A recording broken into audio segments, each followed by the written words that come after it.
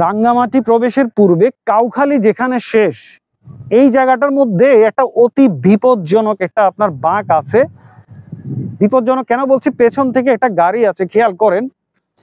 এই বাঁকটাতে আপনি যখন উঠবেন, ঠিক এখান থেকে সরাসরি কিন্তু এটা মোচড় দিয়ে আপনার ডানে চলে গিয়েছে, এবং হিসেবে যদি কোনো আপনার গন্ডগোল হয়, অর্থাৎ আপনার স্পিড যদি বেশি থাকে, তাহলে ঠিক নিচে হচ্ছে আপনার মানে শত শত ফিট কিন্তু খাড়া পাহাড়। তো কাউখালী যেখানে শেষ, সেই জায়গাটাতে আপনি গাড়ি যখন ড্রাইভ করছেন তখন আপনাকে অত্যন্ত মানে ভেরি আপনাকে কেয়ারফুল থাকতে হবে, কারণ এই জায়গাটাতে 15 থেকে 20 গজ যখন আপনার চত্বরটা আসছে, তারপরে বাঁক নিয়ে এটা ডানে চলে গেছে, ফলে এবং এরপরে অন্তত প্রায় 1000 ফিটের কাছাকাছি হচ্ছে যে আপনার নিচে পাহাড়। তার মানে হিসাবে যদি এখানে কোনো গন্ডগোল হয়, তাহলে দুর্ঘটনা একেবারে অনিবার্য। সো আপনাকে এই রাস্তায় মানে কাউখালী যেখানে শেষ, এখানে আপনাকে কিন্তু খুব সতর্ক থাকতে হবে রাঙ্গামাটি আসার সময়। আর ঠিক এই বাঁকের মধ্যে আপনি কিন্তু এখানকার যারা স্থানীয় তাদের উৎপাদিত, এটা হচ্ছে ওনারা বলছিলেন যে এটা বিন্নি চাল। সো চালটা অনেক সুন্দর, মানে এখানে ওনাদের নিজস্ব উৎপাদিত আপনি অনেক কিছু কিন্তু এখান থেকে পাবেন। এরকম হলুদ কিন্তু আমরা দেখতে পাই না, খুবই ছোট ছোট হলুদ, এগুলো ওনাদের নিজস্ব প্রোডাক্ট। এই যে কাঁঠাল, এখানে দেখেন একেবারে অর্গানিক জামরুল, এগুলোর দাম কত করে? 150 টাকা করে, 100 টাকা করে, মানে এক বক্স 100 টাকা। এগুলো কি আপনাদের এখানকার?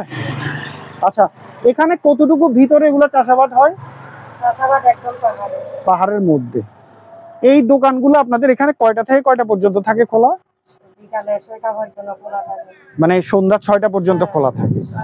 সো আপনারা যদি পাহাড়ে উৎপাদিত যেসব ওনাদের, যেমন এগুলো হচ্ছে তেঁতুল, জামরুল দেখতে পাচ্ছেন যথেষ্ট কালারফুল, আর এরকম কালারফুল কলা সাধারণত কম দেখা যায়।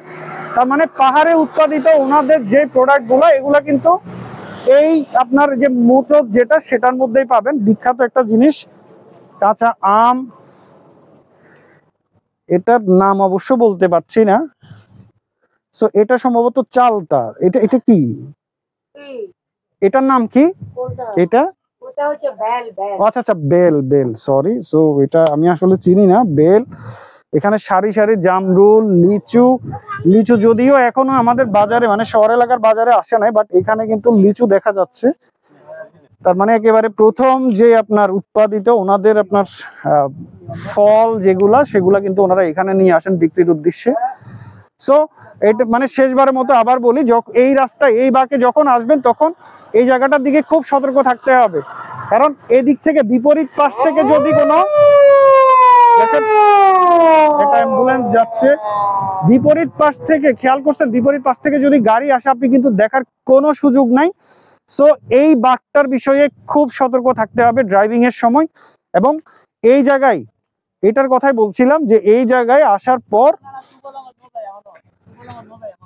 প্রায় 500 থেকে 700 ফিট নিচে কিন্তু আপনার গভীর পাহাড়ে।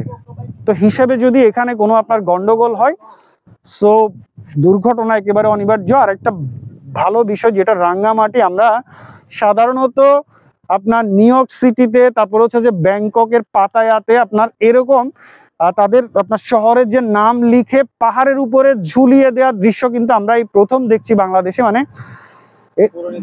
দেখতে পাচ্ছেন রাঙ্গামাটি লিখা পাহাড়ের মধ্যে।